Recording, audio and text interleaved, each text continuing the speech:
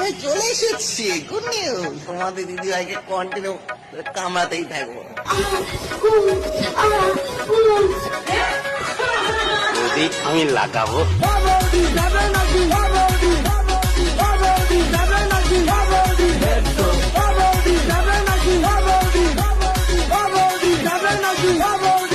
Vicky.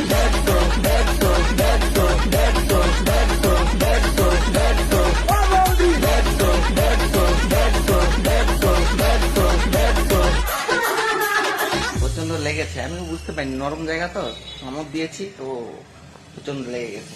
Vicky.